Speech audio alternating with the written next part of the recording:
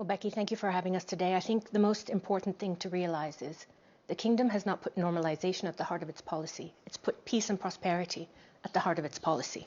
So that looks at resolving the finite cause of the Palestinian people who deserve a state.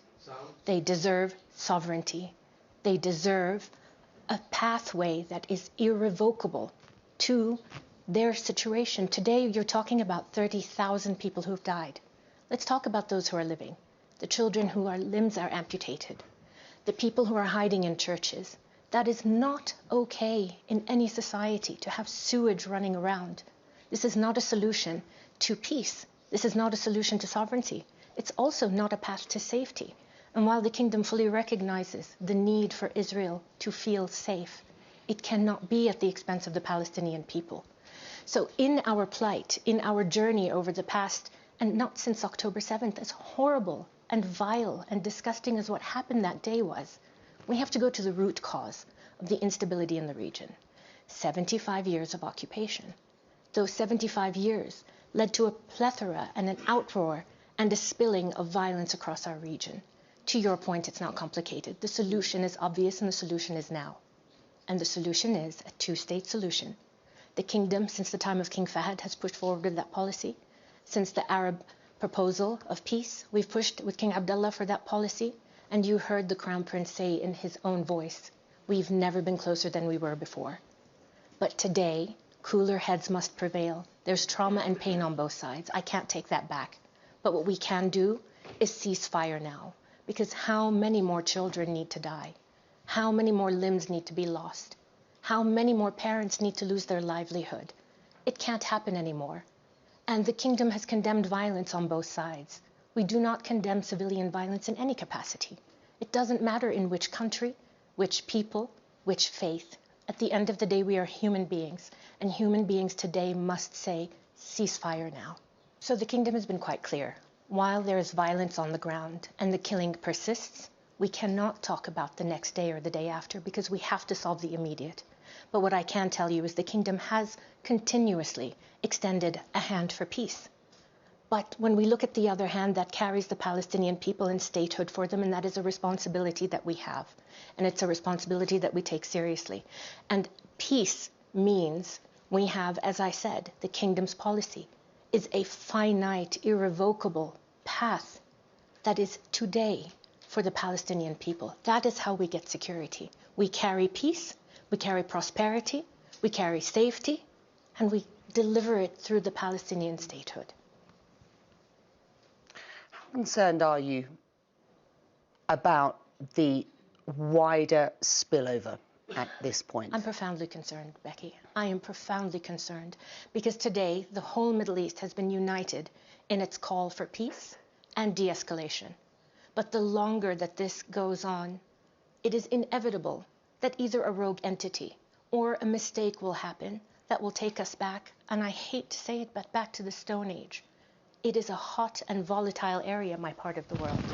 And we do not want the burden for our great-grandchildren to say, we could have had a solution. We could have resolved this. We didn't need to be in the state that we're in. And today, leadership says, I feel pain, but I will still do the right thing. My people are hurting, but I will still do the right thing because the future demands it of us. And so we recognize the shock to the Israeli people of what happened on October 7th.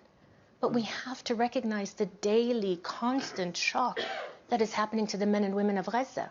And it is spilling over to the West Bank.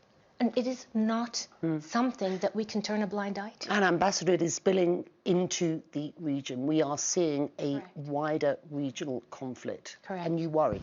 I absolutely worry because it's not what we need today. Vision 2030 is very clear. The only path to prosperity for the Middle East is unity, it's economic prosperity, it is a balanced, stable region where we, for once and for all, can stop being the headline because of trauma and death and violence, but we can be a headline on prosperity. We've shown it can happen. You've seen the turnaround of the kingdom. It is impossible to say that it's not possible anywhere else. And we are here ready to take a leadership position.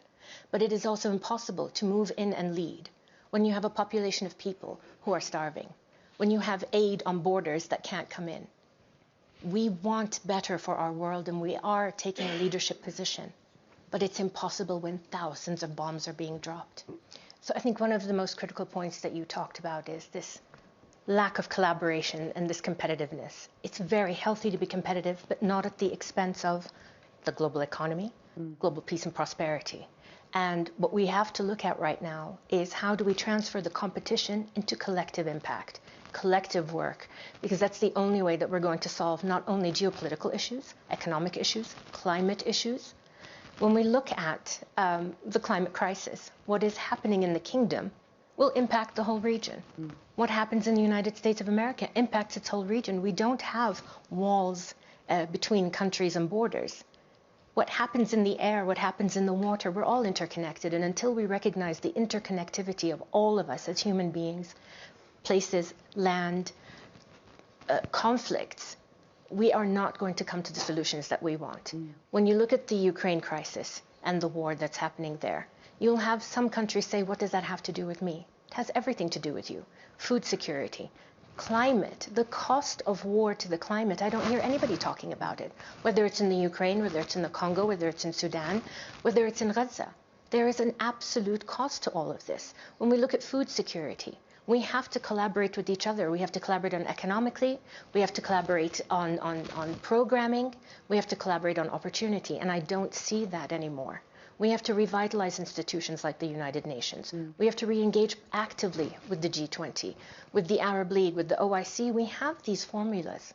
We're just not activating them to the best of our collective abilities because we're looking at competition, not collaboration, to solve transnational and global problems.